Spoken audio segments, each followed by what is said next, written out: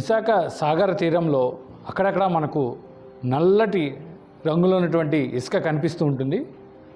అది సముద్రంలో ఉన్న కాలుష్యం వలనో లేకపోతే షిప్పుల నుంచి వచ్చే వ్యర్థాల కారణంగా నల్లగా వచ్చిందని, లేకపోతే కాలుష్యం ఏదైతే సిటీలో ఉన్నటువంటి మురుగు వ్యర్థం నీరంతా కూడా సముద్రంలోకి వెళ్ళిపోవడం వల్ల సముద్ర ఇసుక అంతా కూడా నల్లగా మారిపోతుందని చాలా అనుమానాలు విశాఖవాసులకి ఉంటూ ఉన్నాయి. ఎందుకంటే బీచ్లో వెళ్తూ ఉంటే మనం గోల్డెన్ కలర్లో ఉన్న ఇసుక చూస్తుంటాం, కానీ కొన్ని ప్రాంతాల్లో నల్లటి రంగుల ఇసుక కనిపిస్తుంది.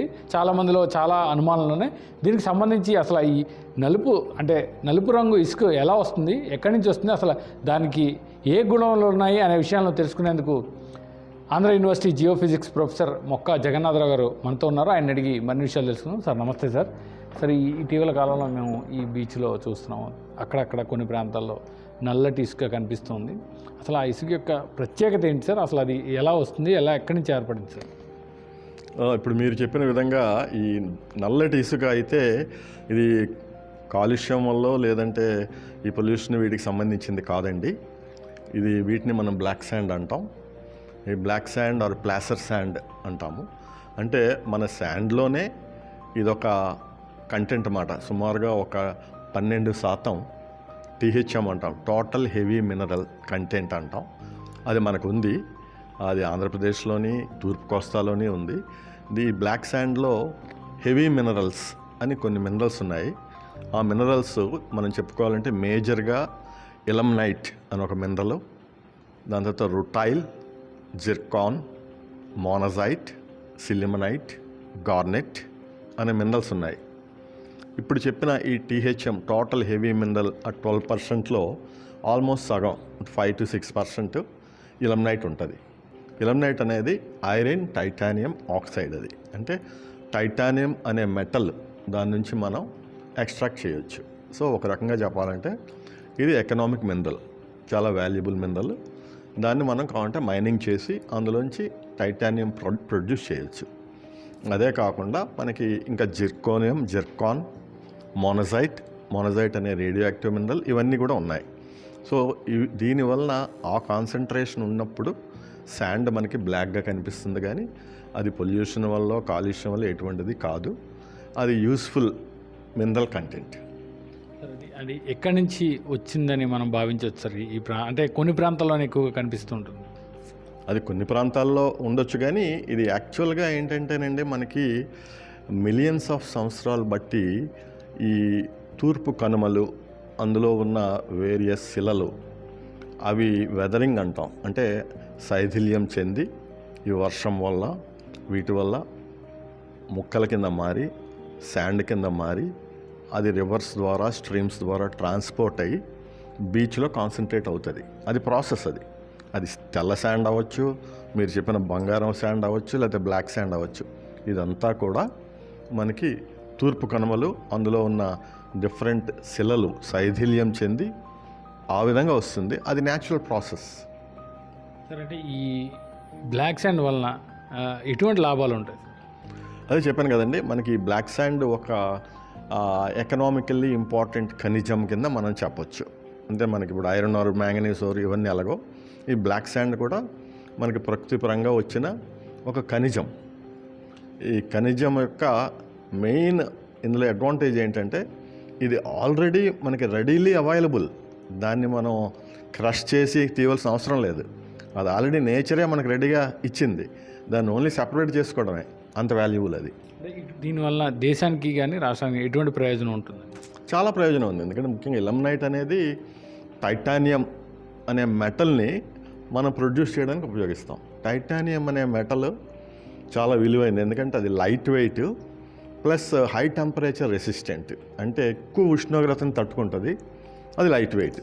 కాబట్టి దాన్ని ముఖ్యంగా స్పేస్, ఎయిర్క్రాఫ్ట్ ఇండస్ట్రీ, అలాగే రిఫ్రాక్టరీస్ అంటే హై టెంపరేచర్ తట్టుకునే మెటీరియల్స్ని ఎక్కడ తయారు చేయాలో మెషినరీస్లో దాన్ని వాడవచ్చు. సో చాలా వాల్యుబుల్.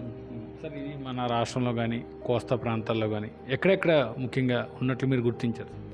మనకి మన రాష్ట్రమే కాదు, తూర్పు కోస్తా తమిళనాడు నుంచి ఒరిస్సా, బెంగాల్ వరకు ఉన్నాయి ఈ డిపాజిట్లు. లక్కీగా మన ఆంధ్రప్రదేశ్కి చాలా ఎక్కువ కోస్తా తీరం ఉంది, కాబట్టి మనకి నార్త్ కోస్ట్ నుంచి సౌత్ కోస్ట్ కాకినాడ వరకు భీమిలి, శ్రీకాకుళం, విశాఖపట్నం, ఈస్ట్ గోదావరి, వెస్ట్ గోదావరి, ప్రకాశం అన్ని డిస్ట్రిక్ట్స్లో ఉన్నది డిపాజిట్స్ ఉన్నాయి. సరే, అంటే ఇప్పుడు మీరు చెప్పినట్టు తీర ప్రాంతం మనకి ఎక్కువ, సో ఎంత సమృద్ధిగా లభిస్తున్న ఈ ఖనిజాలకు సంబంధించి మైనింగ్కి ప్రభుత్వం ఎటువంటి అవకాశాలు ఉన్నాయి, వారు ఎలా యూటిలైజ్ చేసుకోవాలని ఆలోచిస్తారు? ఆల్రెడీ ప్రభుత్వం చాలా ఇనిషియేటివ్స్ తీసుకుంది. మనకి ఈ బీచ్ శాండ్స్ వరకు టేకప్ చేస్తున్న డిపార్ట్మెంటు ఏపీఎండిసి అనేది ఆంధ్రప్రదేశ్ మినరల్ డెవలప్మెంట్ కార్పొరేషన్. వాళ్ళు ఆల్రెడీ కొన్ని బ్లాక్స్ని ఐడెంటిఫై చేశారు. జాయింట్ వెంచర్స్గా దీన్ని మైనింగ్ చేయడానికి, ప్రాసెస్ చేయడానికి ప్రపోజల్స్ అయితే ఇస్తున్నారు. ఆల్రెడీ నాకున్న ఇన్ఫర్మేషన్ ప్రకారం కొన్ని blocks Adani group of companies తీసుకోవడం జరిగిందని నేను విన్నాను. అంటే జనరల్గా అందరూ చెప్తుంటారు బీచ్లో శాండ్ అది తీసుకెళ్ళడానికి కొన్ని ఇబ్బందులు ఉంటాయి, అది మరి ఈ బ్లాక్ శాండ్ని ఎలా తరలిస్తారు? అదేనండి, ఇప్పుడు మనకి అర్బన్ ఏరియాస్లోని, విశాఖపట్నంలోని లేదంటే అర్బన్ ఏరియాస్లోని చేయడం అవ్వదు. కొన్ని రెస్ట్రిక్షన్స్ ఉంటాయి ఎన్విరాన్మెంటల్గా. సో ఎక్కడైతే రెస్ట్రిక్షన్స్ ఉండవో అక్కడ మనం మైనింగ్ చేస్తారు. మైనింగ్ చేసిన తర్వాత ఏం చేస్తారంటే ఆ బ్లాక్ శాండ్ వరకు సెపరేట్ చేసి మళ్ళీ మిగిలిన శాండ్ని ఆ పర్యావరణంలోనే డంప్ చేస్తారు, అంటే దాన్ని ఎఫెక్ట్ చేయకుండా. సో దాన్ని ఎన్విరాన్మెంట్ ఫ్రెండ్లీ మైనింగ్ అంటాం. అటువంటి పద్ధతులు ఉన్నాయి. సరే, అంటే ఈ మైనింగ్కి సంబంధించి ప్రైవేట్ వ్యక్తులు నేరుగా చేసే అవకాశం లేదంటారా? నేరుగా చేయలేరు కానివ్వండి, మనం ఏపీఎండిసితో జాయింట్ వెంచర్ జేవి అంటాం, అలా చేసుకోవచ్చు. దాన్ని ప్రభుత్వం ఇప్పుడు ఎంకరేజ్ చేస్తుంది. సార్, మీరు చెప్పినట్టు దీంట్లో చాలా ఖనిజ విలువలు, అంటే టైటానియం కానీ మీరు చెప్పినవన్నీ కూడా స్పేస్ సెంటర్లోనో ఇలాంటి వాటిలో వాడతారని మీరు చెప్తున్నారు. అంటే చాలా ఖరీదు కూడా చాలా వీటికి ఎక్కువగా ఉంటుంది సార్? రీజనబుల్గా ఇవి విలువైనవేనండి, ఖరీదు ఎక్కువే ఉంటుంది. అవును. సో ఈ మినరల్కి సంబంధించి మీరు చాలా స్టడీస్ చేశారు, అసలు ఎక్కడి నుంచి వస్తున్నాయి, మీ స్టడీస్లో ఫైనల్గా మీరు ఏం చెప్దాం? డెఫినెట్గా మనం వీటిని వాడుకోవాలండి మన కంట్రీ అండ్ స్టేట్ డెవలప్మెంట్ కోసం. అయితే మీరు అన్నట్టు వాడుకుంటున్నప్పుడు ఈ బీచ్ అనేది పర్యావరణ పరంగా చాలా సున్నితమైన సెన్సిటివ్ ఎన్విరాన్మెంట్ కాబట్టి మరిన్ని జాగ్రత్తలు తీసుకొని ఎన్విరాన్మెంట్కి ఎఫెక్ట్ అవ్వకుండా చేస్తే బాగుంటుంది అని మేము అనుకుంటున్నాం. Thank you. సో విన్నారుగా ప్రొఫెసర్ గారి మాటల్లో, ఈ బీచ్లో కనిపించే బ్లాక్ శాండ్ అంతా ఏదో పొల్యూషన్ అనో లేకపోతే బీచ్ ఇసుకంతా రంగు మారిపోతుందనో అపోహలేం పడవసరం లేదు. ఎందుకంటే ఇది ఎంతో విలువ కలిగిన ఖనిజాల నుంచి, అంటే ఖనిజ వాల్యూస్ ఉన్నటువంటి చాలా అత్యంత ఖరీదైనటువంటి ఇసుక అది. దీనికి సంబంధించి రాష్ట్ర ప్రభుత్వం ఎలా వినియోగించుకోవాలనే అంశంపై ఇప్పటికే ఎన్నో పరిశోధనలు, ప్రొఫెసర్ల సలహా సూచనల మేరకు ప్రభుత్వం ముందుకెళ్తోంది. అందులో భాగంగా దీన్ని ఏదైతే మినరల్ కార్పొరేషన్ డెవలప్మెంట్ ఆధ్వర్యంలో దానికి సంబంధించిన ప్రాసెస్ కూడా జరుగుతుంది.